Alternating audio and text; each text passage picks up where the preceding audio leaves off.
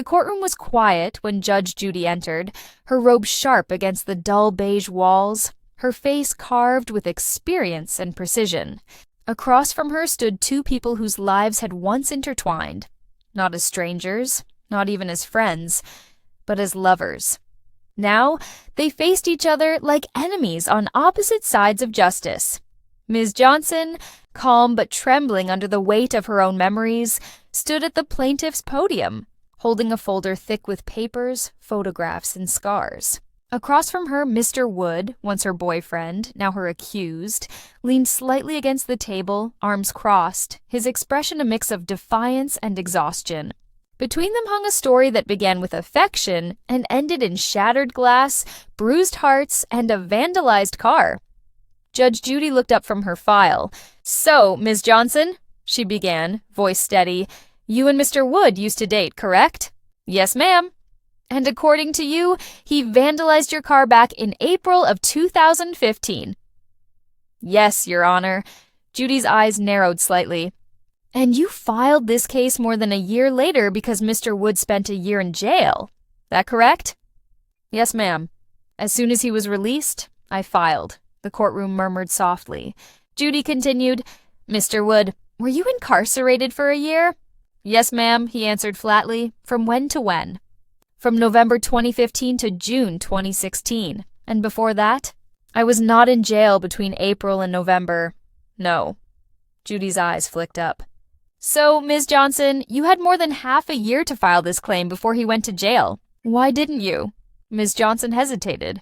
"Because, Your Honor, I thought he would be a person of his word. He said he'd pay for the damages.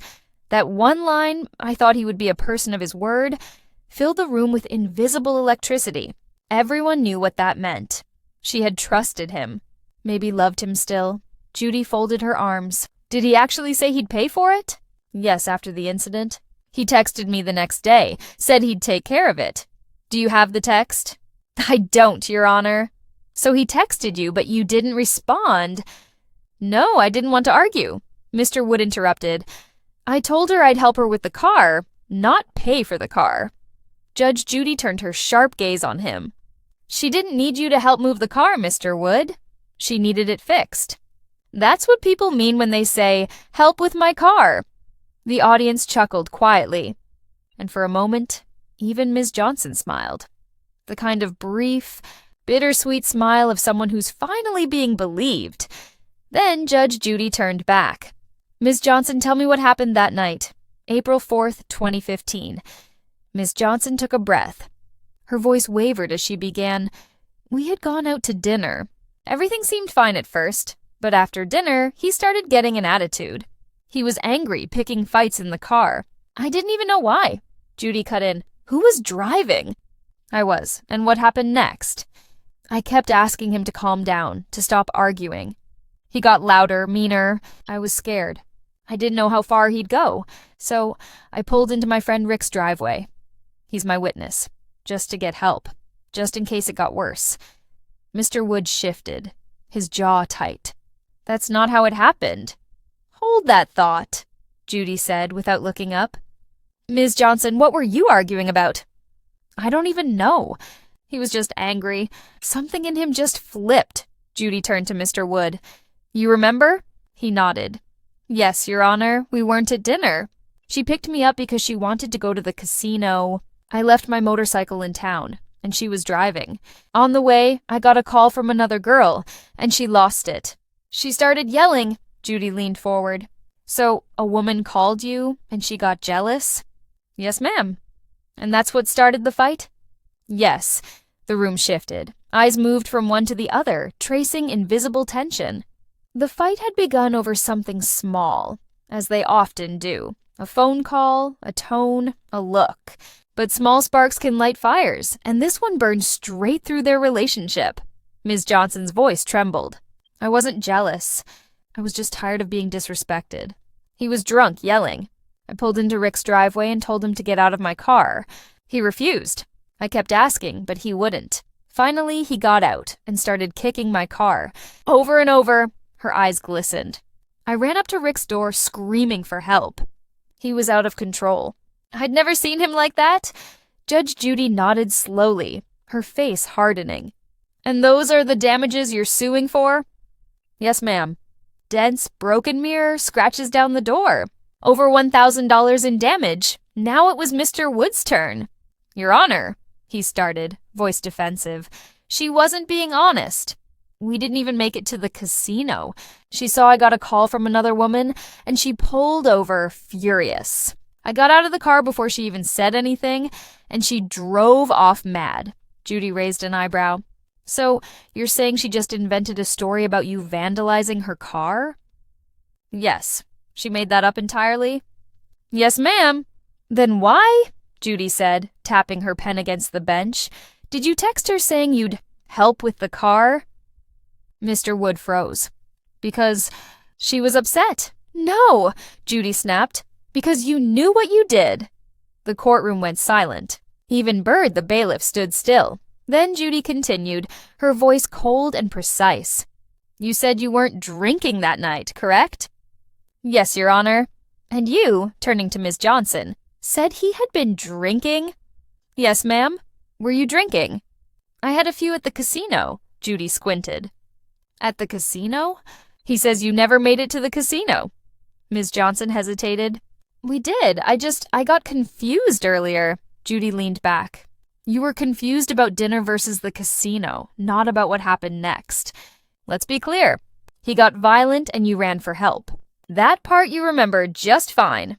Ms. Johnson nodded firmly, but Mr. Wood wasn't ready to give up. She's lying. She scratched her own car. I wouldn't damage something like that. That's crazy, Judy smirked. You think it's crazy to damage a car in anger? Let me tell you something, Mr. Wood. I've seen people destroy things they love just to hurt someone who loved them. That's not crazy. That's selfish, the audience murmured. Ms. Johnson wiped her eyes, her voice breaking. He was the first person I really trusted after my divorce. I believed he'd never hurt me. But that night, when I saw him kick my car, I realized I didn't even know who he was anymore. The story filled the room, not just as a legal case, but as something deeper, more human. The sound of her voice carried years of disappointment, of trying to see good where none remained. Judge Judy nodded, her tone softening slightly. Ms. Johnson, I believe you. And here's why. People who don't do something don't offer to pay for it later. He did. He texted you offering help because he knew he was guilty. She turned to Mr. Wood. You spent a year in jail for violating probation, didn't you? Yes. For drugs? Yes, ma'am. So your word isn't exactly gold, is it? He clenched his jaw, silent. I thought not. Finally, Judy closed her file. You see, folks, she said to the courtroom, this is why cases like this matter. When anger drives, reason takes the back seat. And sometimes love does too. You don't fix problems by kicking cars or people. You fix them by walking away. She turned to Ms. Johnson. You should have filed this sooner, but I understand why you didn't. Part of you was still hoping he'd change. That's the problem with love. It makes us believe apologies can replace accountability. Then she faced Mr. Wood. You broke more than her car, Mr. Wood. You broke her trust. And unlike a door panel, that's not something you can fix with cash. The gavel came down with a sharp crack. Judgment for the plaintiff, $200.